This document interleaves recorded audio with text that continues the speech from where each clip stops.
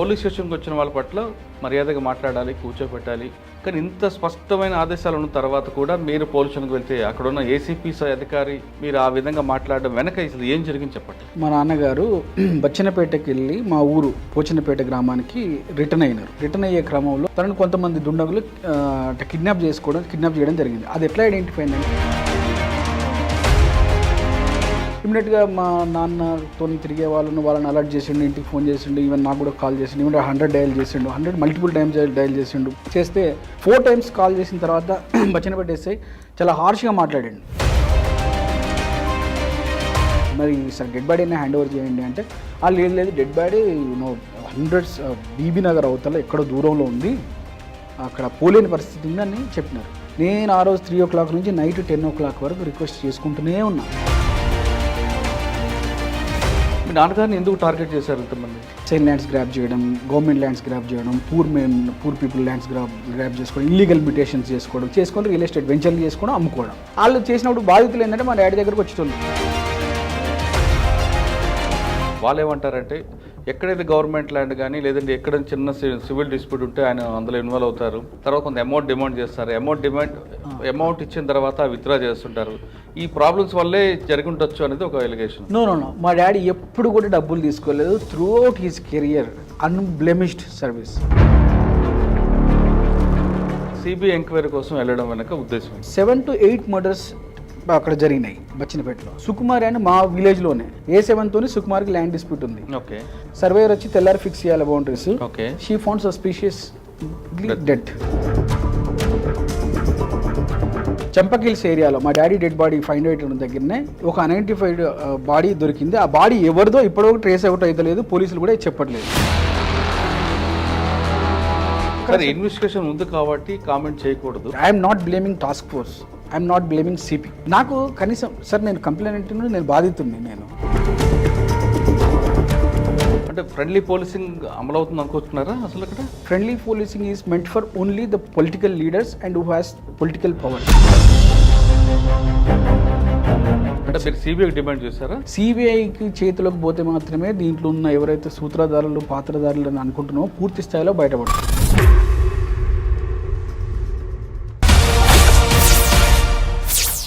Welcome to crime victims. Telangana రాష్ట్రంలో friendly policing అమలు చేయాలంటూ ప్రభుత్వంతో పాటు పోలీస్ బాస్లు చాలా స్పష్టమైన ఆదేశాలు ఇచ్చారు. అంటే పోలీస్ స్టేషన్కి వచ్చిన బాధితుల పట్ల మర్యాదగా మాట్లాడాలి, అంతేకాకుండా అందరితో కాకుండా బాధితుల పట్ల మాత్రమే ఫ్రెండ్లీగా ఉండాలి, నిందితుల పట్ల కఠినంగా ఉండాలంటూ వాళ్ళు ఇచ్చిన ఆదేశాలకి పక్కదారి పడుతున్నట్లుగా తెలుస్తుంది. ముఖ్యంగా జనగాం జిల్లాలో ఒక పోలీస్ స్టేషన్లో బాధితులు వెళ్ళి తమ మొరు చెప్పుకుంటే అక్కడున్న ఏసీపీ స్థాయి అధికారి దురుసుగా మాట్లాడడం, తనపైనే ఫిర్యాదు చేస్తారంటూ మాట్లాడడం పట్ల బాధితులు ఆవేదన వ్యక్తం చేస్తున్నారు. అది ఆ కేసు చిన్న మామూలు కేసు, పెట్టి కేసు కూడా కాదు, ఒక మర్డర్ కేసు. మాజీ ఎంపీడీగా పనిచేసిన రామకృష్ణయ్య గారు చనిపోతే తన తండ్రిని హత్య చేసిన వాళ్ళని శిక్షించకుండా వేరే వాళ్ళని పెడుతున్నారంటూ రామకృష్ణ గారి కొడుకులు పోలీస్ స్టేషన్కి వెళ్తే అక్కడున్న ఏసీపీ దురుసుగా మాట్లాడుతున్నారు అనేది ప్రధాన ఆరోపణ. అసలు ఏం జరిగింది, రామకృష్ణ హత్య వెనక ఎవరున్నారన్న విషయాల్ని ప్రస్తుతం మనతో మాట్లాడడానికి రామకృష్ణ గారు అబ్బాయి అశోక్ లైన్లో ఉన్నారు. అశోక్ నడికి పూర్తి వివరాలు తెలుసుకుందాం. అశోక్ నమస్తే. నమస్కారం సార్. చాలా సాధారణంగా తెలంగాణ స్టేట్లో ఫ్రెండ్లీ పోలీసింగ్ ఉందండి. తెలంగాణ స్టేట్గా తెలుగు స్టేట్లో ఉంది. ఫ్రెండ్లీ పోలీసింగ్ పెట్టడానికి కారణం ఏంటంటే పోలీస్ స్టేషన్కి వచ్చిన వాళ్ళ పట్ల మర్యాదగా మాట్లాడాలి, కూర్చోబెట్టాలి, బాధితుల పట్ల మాత్రమే ఫ్రెండ్లీ తప్ప నిందితుల పట్ల ఫ్రెండ్లీ కాదని చాలా స్పష్టమైన ఆదేశాలు ఉన్నాయి. కానీ ఇంత స్పష్టమైన ఆదేశాలు ఉన్న తర్వాత కూడా మీరు పోలీస్ స్టేషన్కి వెళ్తే అక్కడున్న ఏసీపీ స్థాయి అధికారి మీరు ఆ విధంగా మాట్లాడడం వెనక అసలు ఏం జరిగింది చెప్పండి. సార్ యాక్చువల్గా ఏం జరిగిందంటే దీని బ్యాక్డ్రాప్ అంతా June 15th రోజు మా నాన్నగారు బచ్చన్నపేటకి వెళ్ళి మా ఊరు పోచన్నపేట గ్రామానికి రిటర్న్ అయినారు. రిటర్న్ అయ్యే క్రమంలో ఆ రోజు అరౌండ్ ఈ 4:35 ఆ ప్రాంతాన తనను కొంతమంది దుండగులు కిడ్నాప్ చేయడం జరిగింది. అది ఎట్లా ఐడెంటిఫై అయిందంటే ఆ రోజు థర్స్డే. మై ఫాదర్ అంటే సాయిబాబా డివోటీ. ఆ రోజు ఏం తినరు, ఎక్కడికి వెళ్ళినా కానీ ఖచ్చితంగా వచ్చేస్తారు, ఇంటికి వచ్చేస్తారు. సో ఆ రోజు సాయంత్రం అయింది, లేట్ అయింది, ఇంకా రావట్లేదని చెప్పేసి మా తమ్ముడు కొంచెం అనుమానంతో వెళ్ళిపోయాడు అంటే సర్చ్ చేయడానికి. అక్కడ ఒక బండి సస్పీషియస్గా వెహికల్ పార్క్ చేసి ఉంది, టైర్ గ్రూవ్ మార్క్స్ ఉన్నాయి వెహికల్ ముందు. సో మనిషి లేడు. ఇమీడియట్గా మా తమ్ముడు అక్కడ వెతకడం స్టార్ట్ చేసిండు. కొంచెం హ్యాండిక్యాప్డ్ మా తమ్ముడు, వెతకడం స్టార్ట్ చేసాడు. స్టార్ట్ చేస్తే అక్కడ ఎక్కడ కనిపించలేదు. ఇమీడియట్గా మా నాన్నతో తిరిగే వాళ్ళని అలర్ట్ చేసిండు, ఇంటికి ఫోన్ చేసిండు, ఈవెన్ నాకు కూడా కాల్ చేసిండు. ఈవెన్ 100 డయల్ చేసిండు, 100 మల్టిపుల్ టైమ్స్ డయల్ చేసిండు. బచ్చన్నపేట ఎస్ఐ గారికి కూడా కాల్ చేసినారు. చేస్తే 4 టైమ్స్ కాల్ చేసిన తర్వాత బచ్చన్నపేట ఎస్ఐ చాలా హార్ష్గా మాట్లాడాడు. ఏంటంటే ఏమరా ఎన్నిసార్లు చేస్తావురా అని చెప్పేసి మాట్లాడి అసలు ఆ సీన్ ఆఫ్ అఫెన్స్కి రాలేదు తను. అప్పటికి ఎవరు రాలే. ఇంకా గంట సేపు గడిచిపోయింది. ఈ లోపల టెన్షన్ వాతావరణం ఉంది అక్కడ. ఆ తర్వాత 1 అవర్ తర్వాత ఒక కానిస్టేబుల్ మాత్రం వచ్చిండు. వచ్చేసి ఇదేమైనా సినిమానా, మీరే ఎత్తుకోండి, ఇప్పుడు ఎక్కడ అవుతుంది అని చెప్పేసి తను రిటర్న్ వెళ్ళిపోయిన తర్వాత అరౌండ్ ఇది ఇంకా మేము వెతుకుతూనే ఉన్నాం ఆ తుప్పలలో అక్కడిక్కడ. సో అరౌండ్ 9 o'clock 9:30 ఆ టైంలో మా డాడీ ఫోన్ కంటిన్యూస్ ట్రై చేస్తుంటే ఒకతను ఎవరు అన్నోన్ పర్సన్ ఆన్సర్ చేసిండు కాల్. ఆన్సర్ చేస్తే మీరెవరు అంటే నా పేరు ఇట్లా ఫలానా ముక్కా విజయ్ కుమార్, నేను ఇక్కడ నాకు ఈ phone Chinnaravancherla and Obul Keshavapuram 2 villages మధ్య నేను వెళ్తుంటే నాకు ఒక దగ్గర దొరికింది, ఎవరిదో అని చెప్పేసి నేను ఇద్దాం అనుకున్నా. ఓకే అంటే మూమెంట్స్ అక్కడ ఉన్నాయని చెప్పేసి మేము ఇమీడియట్గా అలర్ట్ అయిపోయి నేను మా తమ్ముడికి ఏం చెప్పినా అంటే నాకు ఫోన్, నేను హైదరాబాద్ నుంచి బయలుదేరిన ఇంకా. సో మా తమ్ముడికి చెప్పేసి నువ్వు ఇమీడియట్గా వెళ్ళేసి స్టేషన్లో కంప్లైంట్ లాడ్జ్ చేయి, ఇదే విషయం అక్కడ చెప్పేసేయని. సో మా తమ్ముడు వెళ్ళి కంప్లైంట్ ఇవ్వడానికి వెళ్తే అక్కడ ఎవరు లేరు, ఒక కానిస్టేబుల్ ఉన్నాడు. ఆ కానిస్టేబుల్ కూడా ఏమంటాడు, కంప్లైంట్ ఇస్తే తీసుకొని అంటాడు. కంప్లైంట్ ఎందుకు, ఫస్ట్ మనిషి దొరకాలా, కంప్లైంట్ కావాలా, ఈ రకమైన స్టేట్మెంట్స్ ఇవ్వడం. ఆ తర్వాత కంప్లైంట్ తీసుకోండి సార్, ఫస్ట్ ఏముంది కంప్లైంట్ తీసుకోండి మనం వెతుకుదాము అని చెప్పేసి అంటే తీసుకోలే.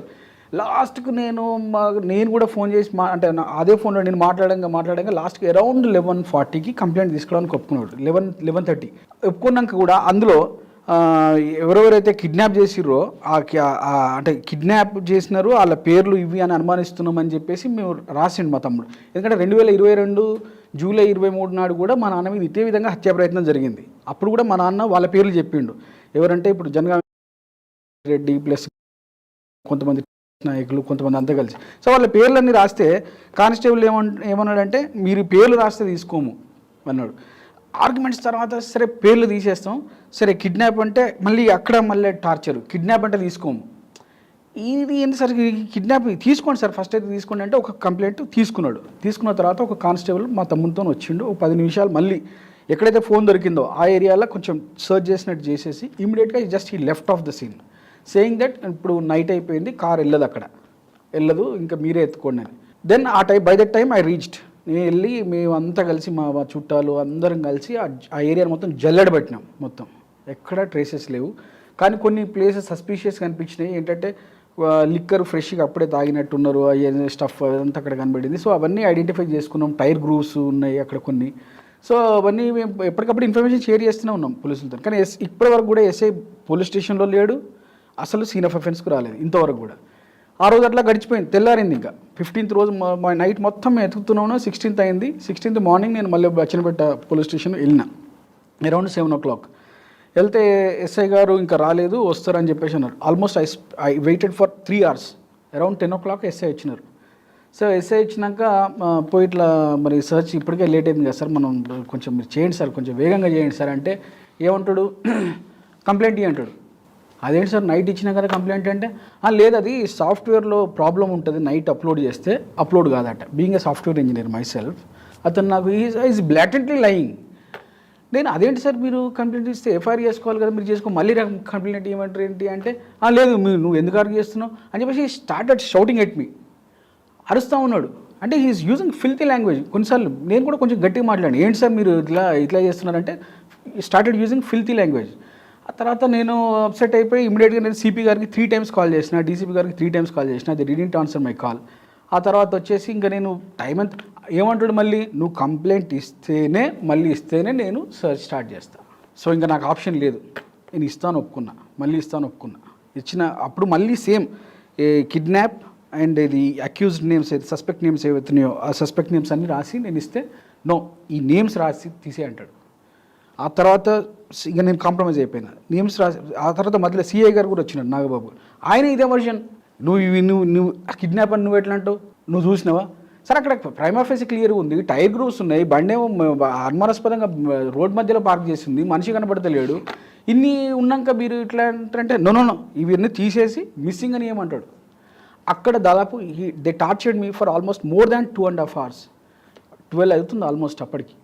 ఇంకా అప్పుడు నేను నేను నేను ఒప్పుకోలేదు సార్. అంటే మీరు మిస్సింగ్ ఇవ్వడానికి మీకే అబ్జెక్షన్?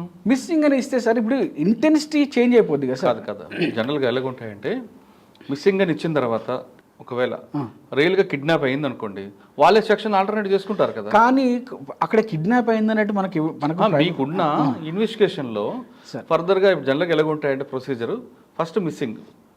ఓకే, మిస్సింగ్ అయిన తర్వాత అది మిస్సింగ్ అయ్యి మీ నాన్నగారు ఆయన సేఫ్గా వచ్చారనుకోండి, అది మిస్సింగ్ కేసుగానే క్లోజ్ చేస్తారు. లేదు మీ నాన్నగారు మీకు కాల్ చేసి నన్ను ఎవరో కిడ్నాప్ చేసి ర్యాంసమ్ అమౌంట్ అడుగుతున్నాడని ఎవరైనా మీకు చెప్పారనుకోండి, లేదా వాళ్ళు ఎవరైనా మీ నాన్నగారు ఫోన్ చేశారనుకోండి, అది ఆటోమేటిక్గా కిడ్నాప్ సెక్షన్ ఆల్టర్నేట్ అయిపోద్ది. మీరు చెప్పినా నేను చెప్పినా ఉండదు అది. నెంబర్ 2. నెంబర్ 3, ఒకవేళ మీరు అన్నట్లుగా జరగాల్సింది జరిగింది, నష్టం జరిగింది, ఆ సెక్షన్ ఏమవుద్ది ఆటోమేటిక్గా 302గా ఆల్టర్నేట్ అవుతుంది. అది దానికి మనం చెప్పాల్సిన అవసరం లేదు.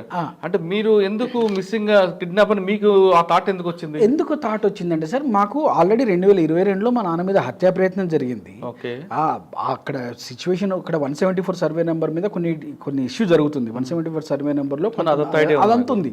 సో దీని బ్యాక్ డ్రాప్లో జరుగుతుంది కాబట్టి మా నాన్న సర్టన్లీ ఖచ్చితంగా కిడ్నాప్ కాబడే ఉంటాడు అక్కడ. ఎందుకంటే అక్కడ అనుమానాస్పదం ఉంది కాబట్టి మేము అడిగినాం. రాశారు కదా, రాసిన తర్వాత తీసుకున్న తర్వాత సిఐ నాగబాబు గారు ఏం చేసినారంటే రాత్రి రాత్రి అంతా ఎక్కడైతే తిరిగినామో జల్లెడ పెట్టినామో అదే ఏరియాలో మళ్ళీ తిరగడం స్టార్ట్ చేసిండు. సార్ మేము ఆల్రెడీ ఇక్కడ తిరిగినాము సార్, కొంచెం మనం ఇంకేదైనా కొంచెం డిఫరెంట్గా చేస్తే అంటే నో నేనా నువ్వా చేసేది. సో అన్నీ అక్కడెక్కడెక్కడెక్కడే తిరిగేసి ఆ రోజు ఈ ప్రెషియస్ టైం వేస్ట్ ట్రేస్ అయింది. అయితే ఆ తర్వాత నైట్ ఏం జరిగిందంటే స్పెషల్ బ్రాంచ్ ఏసీపీ గారు నాకు అరౌండ్ 10:30 తిరుమల్ గారు నాకు కాల్ చేసినారు. అశోక్, నేను ఇట్లా ఏసీపీ గారిని మాట్లాడుతున్నా అంటే ఓకే నేను చెప్పిన. సో ఇది జరిగింది, ఎస్ఐ గారి బిహేవియర్ ఎట్లుంది, సిఐ గారి బిహేవియర్ ఇట్లుందంటే ఇమీడియట్గా ఒక్క నిమిషం అని చెప్పేసి తర్వాత ఫోన్ చేసినాక సిపి గారు కాల్ చేశారు, రంగనాథ్ సార్. ఎవరు? రంగనాథ్ సార్ కాల్ చేసి ఏంటంటే సార్ ఇట్లా ఉంది, నేను అక్యూజ్ నేమ్స్ అన్నీ చెప్తున్నా, నేను ఎవరు కూడా వాళ్ళని ఇన్వెస్టిగేట్ చేయట్లేదు, నన్ను ఒట్టి ఇట్లా చెప్తే సార్ క్లియర్గా చెప్పేసిన సార్. ఇమీడియట్గా task force ACP Jitender Reddy గారిని కాన్ఫరెన్స్ తీసుకొని సో రేపు మార్నింగ్ వాళ్ళకల్లా వీళ్ళని తీసుకొచ్చేసి ఇన్వెస్టిగేషన్ స్టార్ట్ చేయన్నారు. 17th రోజు ఎంత సార్ వాళ్ళు వచ్చి టాస్క్ ఫోర్స్ డిప్లాయ్ అయినాక జస్ట్ 3-4 అవర్స్లోనే కంప్లీట్ కేసు అయిపోయింది. ఎప్పుడు నాకు అరౌండ్ 3 o'clock ఇక్కడ మళ్ళీ టాస్క్ ఫోర్స్ వాళ్ళు డెడ్ బాడీ లోకల్ పోలీస్కి హ్యాండ్ ఓవర్ చేసి దే వెంట్ ఆఫ్. ఆ తర్వాత నుంచి మళ్ళీ షురు. సిఏ నాగబాబు గారు ఏమంటారు, నాకు sir dead body trace out అయింది కదా, 17th రోజే ట్రేస్ అవుట్ అయింది. ఆయన 3 o'clock నాకు అన్అఫిషియల్ 302 మార్చారు. అప్పటికి ఇంకా ఆల్టర్ చేసిరో చేయలేదు నాకు పూర్తిగా తెలియట్లేదు అక్కడ లోపల ఏం జరుగుతుంది. నాగబాబు గారు వచ్చి అన్అఫిషియల్గా ఏం కమ్యూనికేట్ చేసినారంటే ఇట్లా డెడ్ బాడీ దొరికిందంటే సరే నేను అప్పటికే ఐ వాజ్ వెరీ సాడ్ అని ఏడుస్తున్నా, సో మరి సార్ డెడ్ బాడీని హ్యాండ్ ఓవర్ చేయండి అంటే లేదు డెడ్ బాడీ 100 బీబీ నగర్ అవతల ఎక్కడో దూరంలో ఉంది, అక్కడ పోలేని పరిస్థితి ఉంది అని చెప్పినారు. ఎంత పోలేని పరిస్థితి ఉన్నా dead body same day hand over చేస్తారు కదా సార్, ఫార్మాలిటీస్ కంప్లీట్ చేసుకొని. నేను ఆ రోజు 3 o'clock నుంచి నైట్ 10 o'clock వరకు రిక్వెస్ట్ చేసుకుంటూనే ఉన్నా, ఆయన వినలేదు. ఆ రోజు ఇవ్వలేదు డెడ్ బాడీ. అప్పటికి కొంచెం అనుమానాలు పెరిగిపోతున్నాయి మాకు, ఏదో జరుగుతుంది కానీ ఇప్పుడు అబ్వియస్ కదా థింగ్స్ అట్లే ఉన్నాయి. సో నెక్స్ట్ ఆ రోజు నేను సిపి గారికి ఇమీడియట్గా మెసేజ్ పెట్టినా, సార్ ఇది సార్ సిచ్యువేషన్ మరి ఏంటి అంటే పిఎంఈ టుమారో ఉంటుంది అన్నారు. ఫైన్, ఆ రోజు అట్లా గడిచిపోయింది. 18th రోజు మేము ఇక చిన్న ప్రొటెస్ట్కి వెళ్ళినాం, ఎందుకంటే డెడ్ బాడీ హ్యాండ్ ఓవర్ చేయట్లేదు, ఏమైనా ఎవిడెన్సెస్ ఎరేజ్ చేసే కుట్ర జరుగుతుంది అని మాకు బలంగా ఎందుకంటే పోలీసుల బిహేవియర్ అట్లుంది, అన్నీ అట్లున్నాయి, ఎవిడెన్సెస్ ఎరేజ్ అయిపోతే ఇంకా సైంటిఫిక్ ఎవిడెన్సెస్ అన్ని పోతాయి అని చెప్పేసి వరితో నేను ఒక చిన్న ప్రొటెస్ట్ తీసుకున్నాం. ప్రొటెస్ట్ తర్వాత they agree to hand over the dead body and they took me to the place location తీసుకెళ్ళి అక్కడ ఫార్మాలిటీస్ కంప్లీట్ చేసుకుని 18th రోజు మాకు హ్యాండ్ ఓవర్ చేశారు. సో ఇది జరిగింది. సబ్సిక్వెంట్గా 12 మెంబర్స్ని రిమాండ్ చేసినారు. ఆ 12 మెంబర్స్ కూడా జెన్యున్గా అక్యూజ్డే, మేము వాళ్ళ పేర్లు ఇచ్చినాం. వాళ్ళతో పాటు మిగతా వాళ్ళు ఇందులో మెయిన్గా వాళ్ళ బామర్ది గుజ్జ సంపత్ రెడ్డి, అదేవిధంగా కొడవటూరు అనే నియర్ బై విలేజ్ ఉంటుంది, ఆ సర్పంచ్ సతీష్ రెడ్డి తదితరులు ఇంకొంతమంది ఉన్నారు. అయితే వాళ్ళ మీద ఎటువంటి ఇన్వెస్టిగేషన్ జరిగిందో ఇంతవరకు చెప్పట్లేదు. వాళ్ళ పాత్ర ఏం జరిగిందో నేను పిటిషన్స్లో ఇచ్చిన, సబ్సిక్వెంట్గా నెక్స్ట్ 3 petitions ఇచ్చిన. ఎవరి మీద ఇన్వెస్టిగేషన్ ఎట్లా జరిగిందో నాకు చెప్పట్లేదు. ఈ సుపారి గ్యాంగ్లో నలుగురిని రిమాండ్ చేసి మిగతా వాళ్ళని కొంతమంది రిమాండ్ చేసి ఇంతే అన్నట్టుగా పెడతా ఉన్నారు. కానీ యాక్చువల్గా ఎవరైతే కన్స్పరసీ చేసిన వాళ్ళు ఉన్నారో they are just roaming free. Okay, ఇప్పుడు మీ నాన్నగారిని ఏదో కేసు అయింది, అది మీ నాన్నగారి మీద అటాక్ అయింది అని చనిపోయారు. అన్ఫార్చునేట్లీ అది చాలా బ్యాడ్ ఇష్యూ. మీ నాన్నగారిని ఎందుకు టార్గెట్ చేశారు ఇంతమంది? ఎందుకు టార్గెట్ చేశారంటే సార్, మా నాన్న ఎడ్యుకేటెడ్ అండ్ ఇంటలెక్చువల్. సో అక్కడ వీళ్ళంతా ఈ రియల్ ఎస్టేట్ వల్ల ఏమైందంటే అక్కడంతా కల్చర్ ఖరాబ్ అయిపోయింది ఆ ఏరియాలో. ఏంటంటే ప్రతిదీ land grabbing, assign lands grab చేయడం, గవర్నమెంట్ ల్యాండ్స్ గ్రాబ్ చేయడం, పూర్ పీపుల్ ల్యాండ్స్ గ్రాబ్ చేసుకోవడం, ఇల్లీగల్ మ్యూటేషన్స్ చేసుకొని రియల్ ఎస్టేట్ వెంచర్లు చేసుకోవడం, అమ్ముకోవడం. వాళ్ళు చేసినప్పుడు బాధితులు ఏంటంటే మా డాడీ దగ్గరకు వచ్చేటోళ్ళు, పెద్ద అయినా చదువు తెలివి ఉన్నాయన అని చెప్పేసి వచ్చి, సరే ఇట్లా జరిగిందంటే మా డాడీ గైడ్ చేసేవాడు.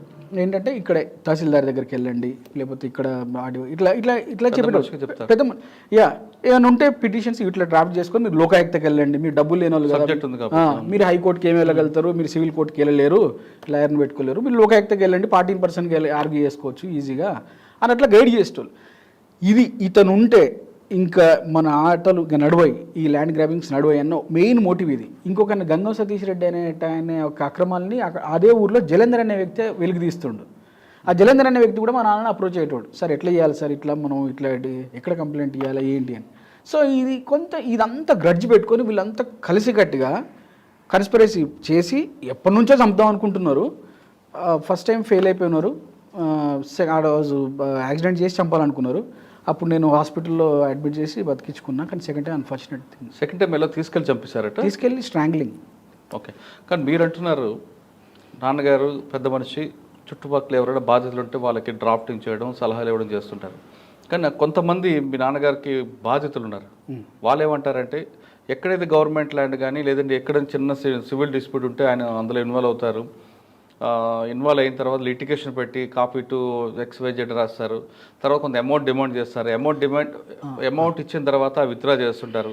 ఈ ప్రాబ్లమ్స్ వల్లే జరిగి ఉండొచ్చు అనేది ఒక ఎలిగేషన్. నో, మా డాడీ ఎప్పుడు కూడా డబ్బులు తీసుకోలేదు. Throughout his career unblemished service. He's well known for his integrity. ఎప్పుడు కూడా చాలా soft minded fellow and progressive thoughts ఉన్న వ్యక్తి. అండ్ కొంత లెఫ్ట్ లీనింగ్ మెంటాలిటీ ఉంటుంది, స్లైట్లీ కొంత లెఫ్ట్ లీనింగ్ మెంటాలిటీ కూడా ఉంటుంది. సో ఇట్లాంటి వ్యక్తుల సైకాలజీ ఎట్లా ఉంటుంది అంటే డబ్బులు తీసుకొని ఇట్లా ఒక బండిట్స్ లాగా, డెకాయిట్స్ లాగా బిహేవ్ చేసే. కేసులు ఎంతమంది అరెస్ట్ అయ్యారండి? ఇప్పటికి 12 మంది అరెస్ట్ అయ్యారు. ఓకే, 12 మంది అరెస్ట్ చేశారు. అరెస్ట్ చేసిన వారిలో కొంతమంది PD యాక్ట్ కూడా పెట్టామని చెప్తున్నారు పోలీసులు. PD యాక్ట్ ఎవరి మీద పెట్టినారో నాకైతే సమాచారం లేదు సార్. నాకు తెలిసినంత వరకు అయితే వాళ్ళు బెయిల్ మీద ఉండగా PD యాక్ట్ ఇంపోజ్ చేయడం, I don't know how it is. మరి తెలియదు అంటే వాళ్ళు PD యాక్ట్ అయితే నాకు తెలియదు. అంటే మొన్న కూడా అడిగాను నేను, PD యాక్ట్ అంటే ఆ ప్రయత్నాలు జరుగుతున్నాయి అన్నారు, బట్ తెలియదు ఇంకా. రైట్. ఇప్పుడు మీరు CBI ఎంక్వైరీ కోసం వెళ్ళడం వెనక ఉద్దేశం ఏంటంటే sir, main I have 7 to 8 murders అక్కడ జరిగినాయి బచ్చినపేటలో. సుభద్ర అనే ఒక లేడీ మర్డర్ 2022 తర్వాత, మా నాన్న మీద ఫస్ట్ అటెంప్ట్ జరిగిన తర్వాత ఒక రీసెంట్ మర్డర్ జరిగింది. అందులో ఏమి జరిగిందంటే ఇందులో ఇప్పుడు అరెస్ట్ అయిన A1 ఉన్నాడు, మన డాడీ మర్డర్ కేసులో A1 ఎవరైతే ఉన్నాడో గిరిబోయిన అంజయ్ అని, వాడు ఈ సుభద్ర అనే లేడీని సుపార్ గ్యాంగ్తో చంపించి దాన్ని కాజ్ ఆఫ్ డెత్ ఏంటంటే కార్డియాక్ అరెస్ట్గా పోస్ట్ మార్టం రిపోర్ట్ తెచ్చుకున్నాడు. ఒకటి number 1. Number 2 I will read out the list. Sukumari అని మా విలేజ్లోనే ల్యాండ్ డిస్ప్యూట్ ఉంది. ఇందులో A7 తోని సుకుమార్కి ల్యాండ్ డిస్ప్యూట్ ఉంది. ఓకే. ఆమె సర్వేయర్ తహసీల్దార్కి రిక్వెస్ట్ పెట్టుకుంది తన ల్యాండ్ ఫిక్స్ చేయమని, బౌండరీస్ ఫిక్స్ చేయమని. తెల్లారితే సర్వేయర్ రావాలి. ఆమె హైదరాబాద్ నుంచి ఊరికి వచ్చింది. సర్వేయర్ వచ్చి తెల్లారి ఫిక్స్ చేయాలి boundaries. Okay. She found suspicious dead next day మార్నింగే. అయ్యో, అట్లా అయిపోయింది. ఇంకొక మర్డరు, ఇప్పుడు ఈ సుభద్ర వాళ్ళ నాన్నను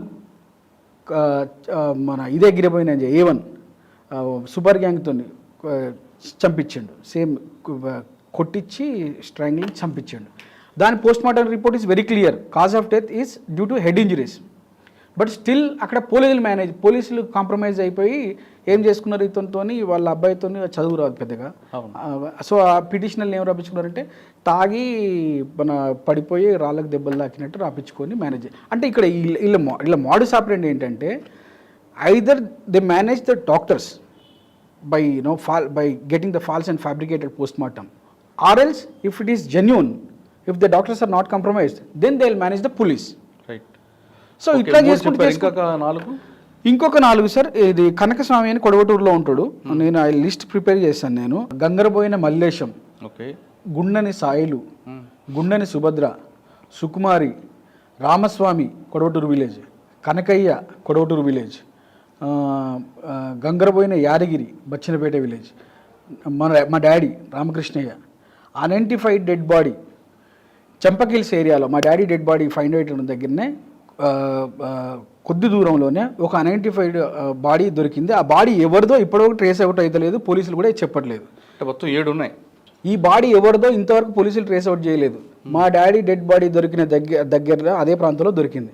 అంటే ఈ విధంగా వీళ్ళు ఇప్పుడు నేను చదివిన పేర్లను దాదాపు 7 మర్డర్స్. అంటే 7 మర్డర్లో ఈ గ్యాంగ్ అంత ఉందా? ఈ గ్యాంగ్ అంతా ఉంది. ఇది ఓన్లీ బచ్చినపేట సర్కిల్లో, బచ్చినపేట పిఎస్ పరిధిలోనే ఇవి. ఇంకా టోటల్ జనగాం జిల్లా పరిధిలో చూసుకుంటే చేసిన మర్డర్లు nearly it will cross, believe me, more or nearly 25 cross అవుతాయి సార్. ఓకే, దీంట్లో యాక్సిడెంట్ కేసులు చాలా ఉన్నాయి. ఓకే, పోలీస్ రికార్డ్స్లో అంజయ్య అనే వ్యక్తి మీద 2 మర్డర్ కేసులు కనిపిస్తున్నాయి. 2 మర్డర్ కేసులు కనిపిస్తున్నాయంటే సార్ ఇప్పుడు వీళ్ళు పోలీసు ఈ మర్డర్ కూడా, సుభద్ర మర్డర్ కూడా ఎప్పుడు వచ్చింది సార్ బయటికి? ఇప్పుడు మా నాన్న మర్డర్ తర్వాత వాళ్ళు బయటకు వచ్చింది. ఈ గుండెన సాయిలు అంటే సుభద్ర వాళ్ళ డాడీని చంపింది ఎప్పుడు 2015-16లో. అంటే వీళ్ళ గ్యాంగ్ అంతా ఏంటంటే సంవత్సరాల తర్వాత చేసుకుంటూ వస్తున్నారు, మేనేజ్ చేసుకుంటూ వస్తున్నారు. ఇప్పుడు పోలీసుల వర్షన్ ఏంటంటే ఎప్పుడో జరిగిన మర్డర్ని ఇప్పుడు మేము మళ్ళీ తలకెత్తుకోవాలా. So this is not an issue of getting something right. So ఇప్పుడు మీకు 12 మంది అరెస్ట్ చేసి పంపించారు. మీకు కనుక్కున్న వ్యక్తుల్ని అంటే మీకు ఎవరి మీద అనుమానం ఉందో ఆ పేర్లు అందులో లేవు. అనుమానం పేర్లు ఉన్నాయి. అరెస్ట్ చేసిన వాళ్ళందరూ కూడా జెన్యూన్ నేరస్తులే, నేను కాదనట్లేదు. వెనకున్న వ్యక్తులు అరెస్ట్ చేయలేదని మేలుగేసి వీళ్ళందరూ మేము చెప్పినమే సూపర్ గ్యాంగ్ తో సహా. కానీ వెనకున్న వ్యక్తులను అరెస్ట్ చేయకుండా ఈ విషయాన్ని ఏసీపీ గారి వరకు ఏం జరిగిందండి? ఏసీపీ గారికి నేను మొన్న కూడా ఎదిగిన సార్. ఇప్పుడు 174 డిస్ప్యూట్ ల్యాండ్లో ఉన్న అందరిని అరెస్ట్ చేసినారు. గిరిబోయిన A1 తమ్ముళ్ళు ఇద్దరు బాలసిద్ధులు పరశురాములు, వీళ్ళిద్దరిని ఎందుకు అరెస్ట్ చేయలేదు సార్? వీళ్ళ పాత్ర లేదనుకుంటారా?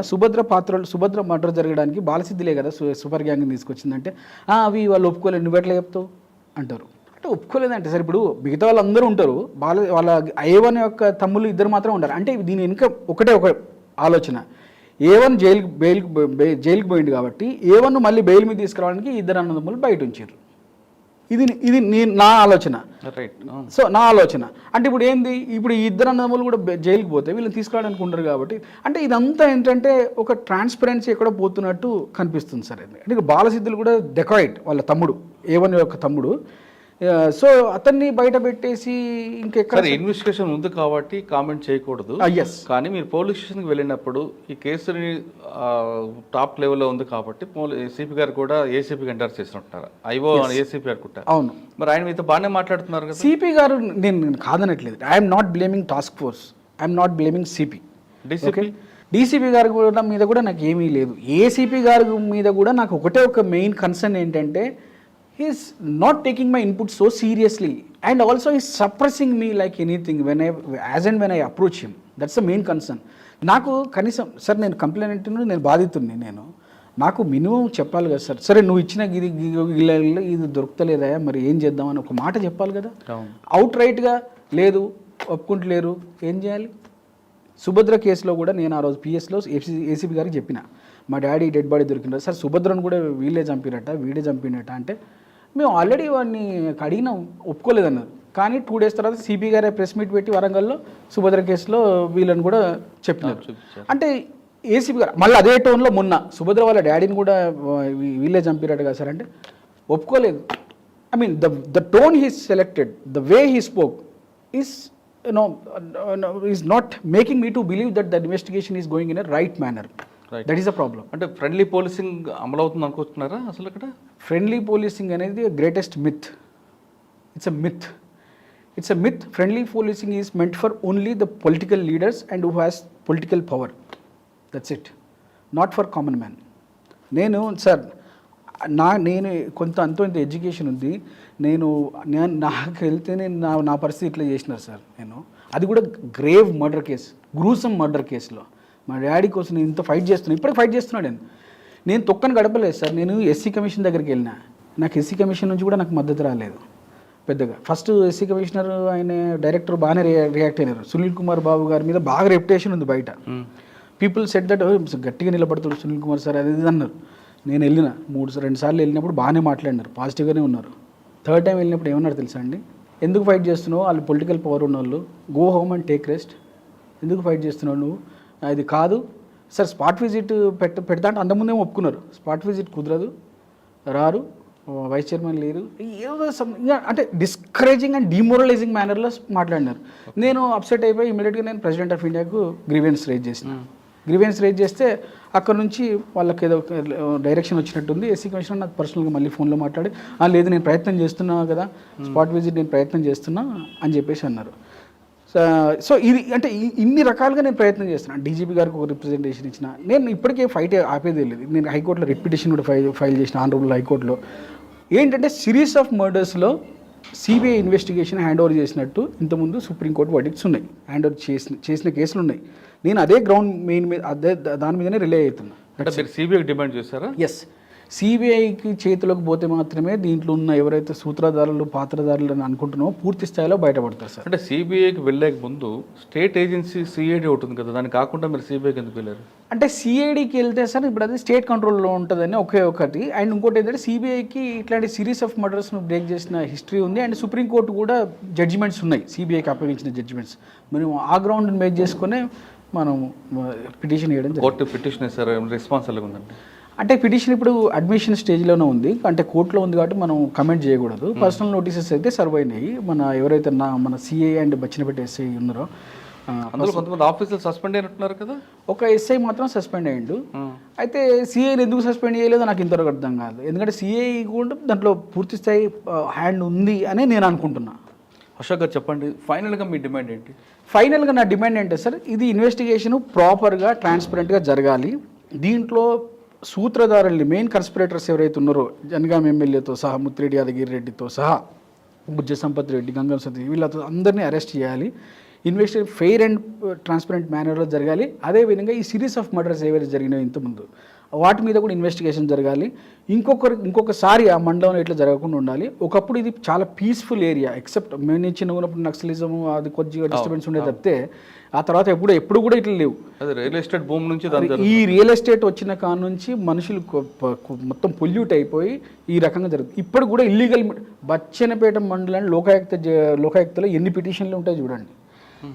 చాలా పిటిషన్స్ ఉంటాయి, బచ్చనపేట, జనగాము ఏరియాల నుంచి చాలా పిటిషన్స్ ఉంటాయి. So that it self indicates that the land grabbers are roaming freely by doing all these crimes. So ఇవన్నీ ఆగిపోవాలంటే ఇవన్నీ వీటి మీద ఇన్వెస్టిగేషన్ జరగాలి ఫెయిర్ మేనర్లో. సార్ ఫైనల్గా చెప్పండి, పోలీస్ స్టేషన్కి వెళ్ళిన మీలాంటి వాళ్ళకే ఈ విధంగా జరిగితే సామాన్యుడి పరిస్థితి ఎలా ఉందనుకుంటున్నారు? అసలు అటువంటి జరగకుండా ఉండాలంటే ఏం చేయాలి? సార్ ఒకటి సార్, ఇప్పుడు పోలీస్ స్టేషన్లో అంటే అంతో ఇంతో మాట్లాడగలిగే నాకు ఇంత అన్యాయం ఘోరంగా ట్రీట్మెంట్ జరిగింది. రేపు ఎవరికైనా ఇదే జరుగుతుంది. సామాన్యుడికి కూడా ఈ విధంగా జరగొద్దంటే మెయిన్ ఎవరైతే అఫీషియల్ అంటే హై లెవెల్లో ఉన్నారో, సిపి గారు లాంటి వాళ్ళు కానీ, డీజీపీ లాంటి వాళ్ళు కానీ, సో వాళ్ళు ఈ సబార్డినేట్స్ ఎవరైతే ఉన్నారో, ఎస్ఐలు కానీ, సిఐలు, వీళ్ళ మీద కంటిన్యూస్గా నిఘా పెట్టాలి. వీళ్ళు ఏం చేస్తున్నారో నిరంతరం పర్యవేక్షించాలి. అప్పుడప్పుడు గ్రౌండ్ లెవెల్లో వాళ్ళు ఎంక్వైరీ రిపోర్ట్ తెప్పించుకోవాలి, వీళ్ళ బిహేవియర్ ఎట్లుంది ఏంటి. పోలీస్ స్టేషన్కి పోతే పిటిషన్ ఇస్తే రిసిట్ ఇచ్చేది అది లేదు, అక్నాలెడ్జ్మెంట్ ఇవ్వడానికి టార్చర్ పెడతారు. ఈ కల్చర్ పోవాలి. ఇది పోయి నిజమైన ఫ్రెండ్లీ పోలీసింగ్ అంటే వీళ్ళందరి మీద మానిటరింగ్ పెరగాలి. అసలు ఫస్ట్ ఆఫ్ ఆల్ ఇట్లాంటి గ్రేవ్ క్రైమ్స్లో ఇన్వాల్వ్ అయ్యే పోలీసుల్ని సివియర్గా పనిష్ చేయాలి. అట్లా చేస్తే ఇంకొకరికి ఆ మెసేజ్ వెళ్ళి భయపడతారు. తన తండ్రి హత్య ఘటనలో పాల్గొన్న పాత్రధారులు కాకుండా సూత్రధారులను అరెస్ట్ చేయాలంటున్నారు అశోక్. రామకృష్ణ గారి హత్య వెనుకున్న వ్యక్తులని అసలు వ్యక్తులు పట్టుకోవాలి తప్ప సంఘటనలో పాల్గొన్న వ్యక్తులు కాదు. అంతవరకు తన పోరాటం కొనసాగిస్తానంటున్నారు అశోక్. ఇది అశోక్తో ఎక్స్క్లూజివ్ ఇంటర్వ్యూ. వచ్చే వారం మరొక మళ్ళీ కలుద్దాం. అంతవరకు నమస్తే.